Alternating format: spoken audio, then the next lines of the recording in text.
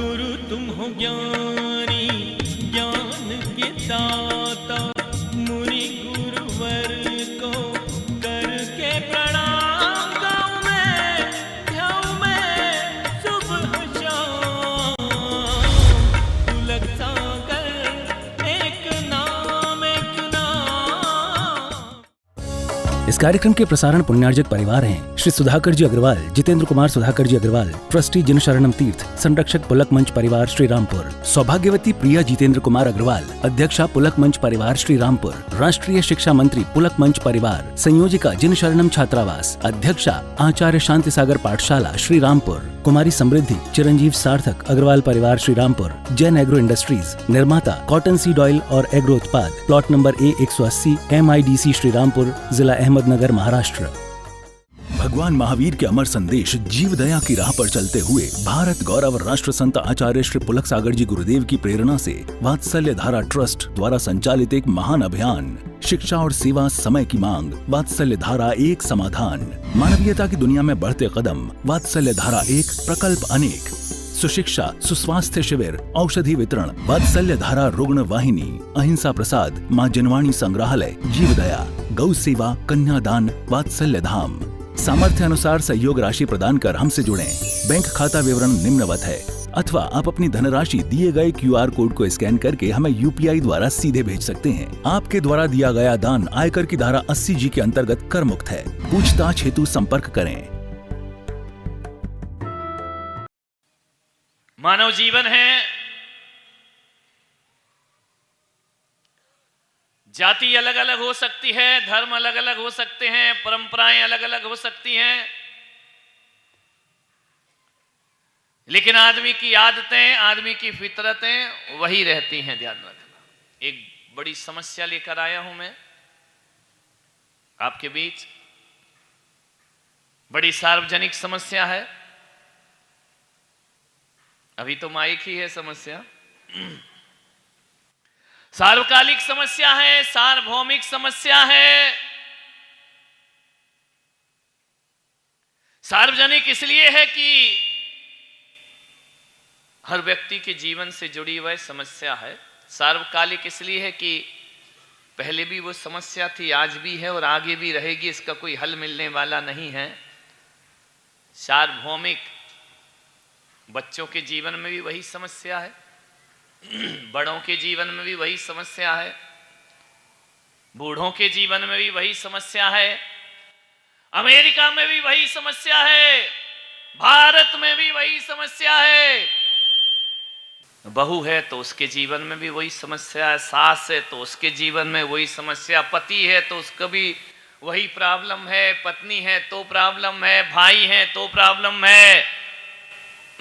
मालूम कौन सी समस्या? बड़ी धर्मनिरपेक्ष है।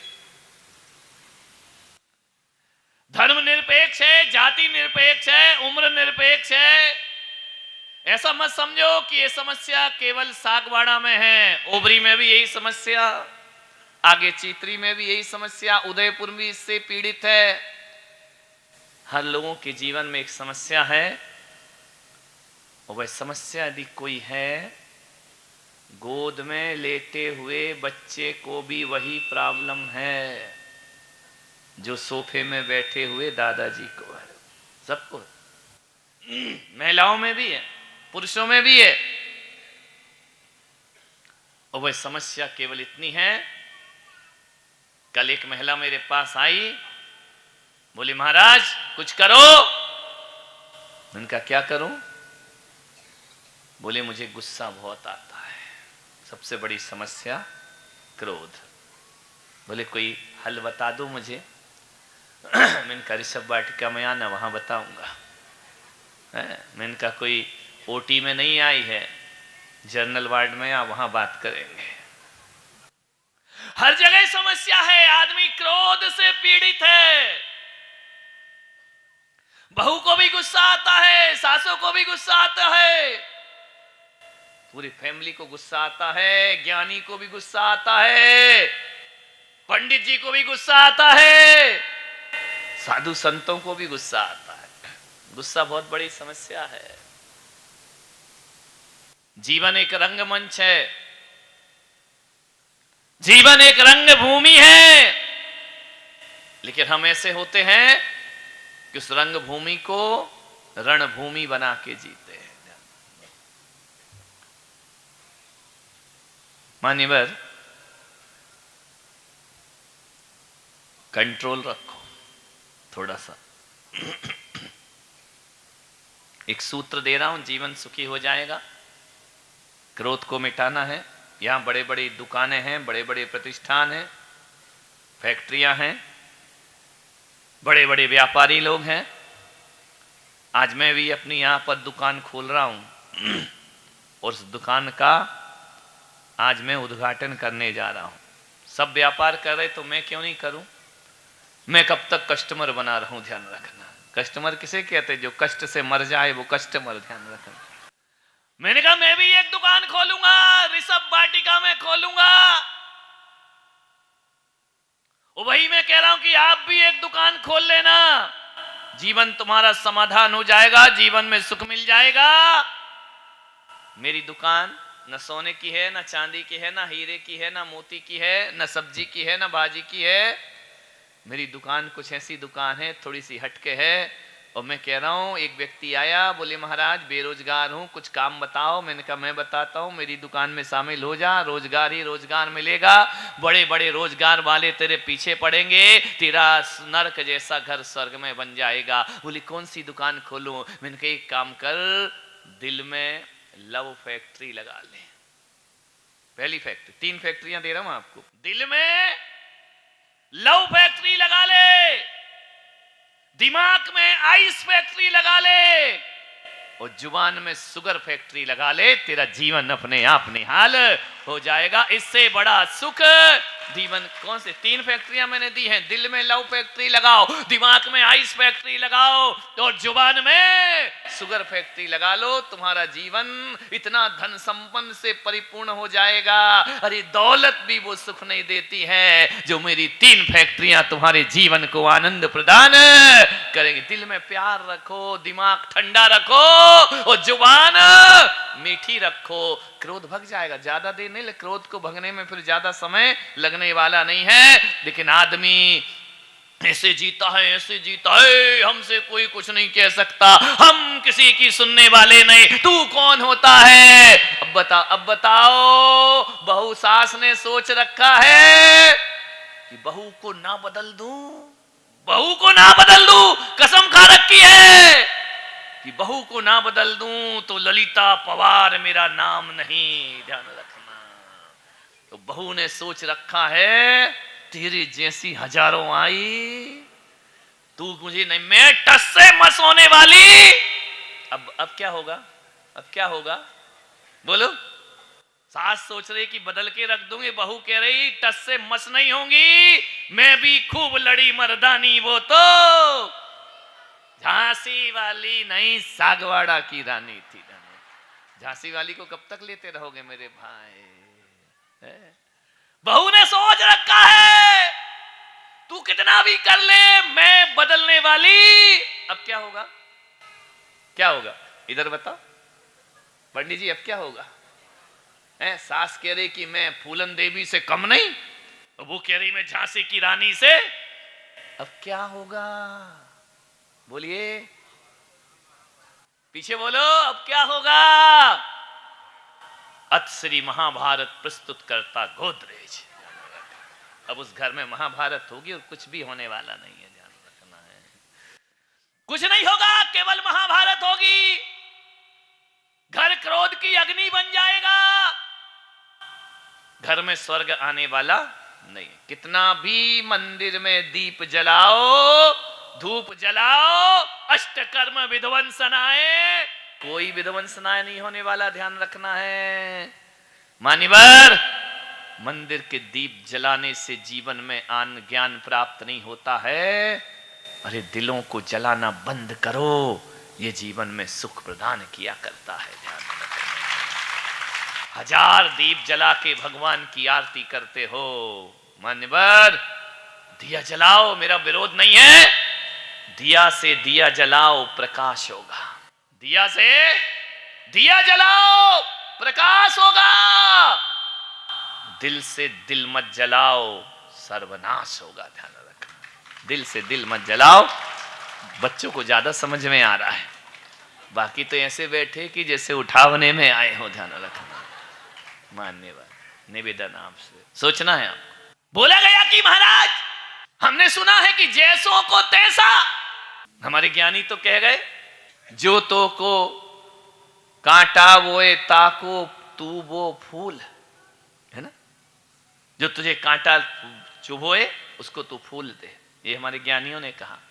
और आज के लोगों ने बताया क्या कर दिया उस दोहे का सत्यानाश, कि जो तो को कांटा बोए ताको वो तू भाला, और वो भी साला क्या समझेगा पड़ा किसी से पाला, ध्यान रखना। मान्यवर जैसे को तैसा होना चाहिए, इनका बिल्कुल होना चाहिए। बोले कोई एक चांटा मारे तो गांधी जी गए दूसरा गाल दिखा दो, बोले दूसरे में भी मार देगा, वो तो साग बड़ा का है, तीसरा गाल कहां से लाएगा, ध्यान रखना है। मैं आपसे निवेदन करता हूं, बोले जैसे को तैसा होना चाहिए। किसी ने गाली दी तो लठ मारना चाहिए, जैसे को तैसा। किसी ने चांटा मारा तो मुक्का मारना चाहिए, किसी ने ईंट मारी तो पत्थर मारना चाहिए। इसको जैसे का तैसा कहा जाता है। उनका नहीं भाई, मेरी परिभाषा कुछ अलग है। जैसे को तैसे का अर्थ ये नहीं होता है कि तलवार के लिए तलवार चाहिए, गोले के लिए गोला चाहिए, डंडे के लिए डंडा चाहिए। जैसे को तैसे का एक गलत अर्थ लगाया है। असली अर्थ यह होता है जैसे को तैसे का कि तलवार के लिए यदि तलवार आ रही है तो सामने तलवार नहीं, तुम्हारे पास ढाल होना चाहिए, ध्यान रखना। इसको कहते हैं जैसे का तैसा। मान्यवर यदि कोई तलवार लेकर आए तो तुम्हें ढाल बनने का प्रयास करना है। आपसे मेरा निवेदन है, आग्रह है बड़ी विनम्रता के साथ, आग बुझाने के लिए आग की जरूरत नहीं होती है, जैसे को तैसा आग के लिए पानी की जरूरत होती है और तलवार के लिए ढाल की जरूरत होती है। मान्यवर आपसे मैं निवेदन करूंगा, आंख के बदले आंख लोगे तो एक दिन ये पूरी दुनिया अंधों की नगरी बन जाएगी। मान्यवर आपसे मैं निवेदन करने जा रहा हूं, आपसे मेरा इतना ही आग्रह है। किसी डॉक्टर के पास जाते हो तो मरीज तुम होते हो, वो डॉक्टर होता है। अब तुम बोलो जैसे को तैसा, तो डॉक्टर उसको मरीज बनाए या उसको डॉक्टर बना के रख दे, विचार करिए। आपसे मेरा निवेदन है, यदि मरीज है तो तुम्हें डॉक्टर बनना है, वो कहीं आग है तो तुम्हें पानी बनने का प्रयास करना है। मान्यवर इसे कहा जाता है जैसे को तैसा। आपसे निवेदन है, आग्रह है। रोज रोज झगड़े होते हैं किसी ना किसी बात पे।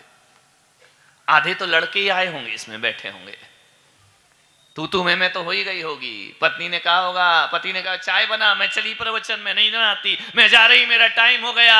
सास ने कहा बर्तन साफ कर ले, बोले पड़े रहने दे बुढ़िया, लौट के करूंगी, मैं चली प्रवचन में। ध्यान, चैन नहीं है अभी 2 दिन से पूरे सागवाड़ा में, सुबह शाम रात दिन वही ऋषभ वाटिका, वही बोर्डिंग। महारानी लक्ष्मीबाई, क्या बात, सोचना है आपको, निवेदन है। आज इतना गुस्सा क्यों बढ़ गया? ज्यों ज्यों फैमिली छोटी हो रही है त्यों त्यों क्रोध बढ़ रहा है। पहले संयुक्त परिवार था, 10-12 लोग घर में रहते थे, सास थी, ससुर था, देवर था, ननंद था, जेठ थी, जेठानी थी, देवरानी थी। उस समय गुस्सा, लड़ाई थोड़ी कम होती थी, अब लड़ाइयां ज्यादा हो रही हैं। जहां तक मैंने सोचा है, मेरी सोच है, ऐसा नहीं है कि पहले क्रोध नहीं आता था, पहले गुस्सा नहीं आता था, गुस्सा पहले भी आता था, क्रोध पहले भी आता था, मगर समस्या ये नहीं थी, समाधान था।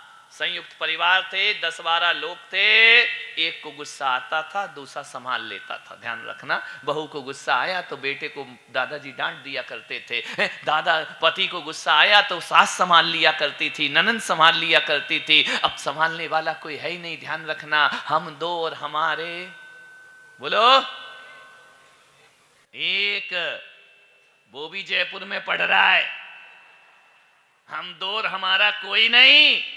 वो पढ़ लिख के आएगा फिर भी तुम्हारा ही नहीं रहेगा, ध्यान रखना, वो वहीं सेटल हो जाएगा। मान्यवर आपसे निवेदन है, अब दो हैं और झगड़े बहुत हैं, इतने झगड़े कि चट मंगनी पट शादी झट तलाक। ध्यान रखना, आज तलाक के ग्राफ बढ़ रहा है देश में। ये तलाक शब्द हमारा नहीं है, ये तलाक शब्द हमारे हिंदुस्तान का नहीं है। हमारे यहां तो एक बार फेरे लगा लो तो 7 जन्मों की कसमें खाई जाती हैं। ध्यान रखना कि जन्म जन्म का साथ है हमारा तुम्हारा। ये तलाक शब्द कहां से आ गया इस धरती पर? थोड़ी सी बात नहीं हुई, तलाक दे दो, पति को छोड़ दो, हमको तुम्हारे साथ नहीं रहना, आई एम सेपरेट, तुम अलग और हम अलग। ध्यान रखना, ये जब से दो हुए हैं तब से तलाक का सिलसिला बढ़ गया है। किस पे गुस्सा निकाले? पति पत्नी पे निकालता है, पत्नी पति पे गुस्सा निकाल देते हैं, झगड़े हो जाते हैं, बेवनस्ता बढ़ जाती है।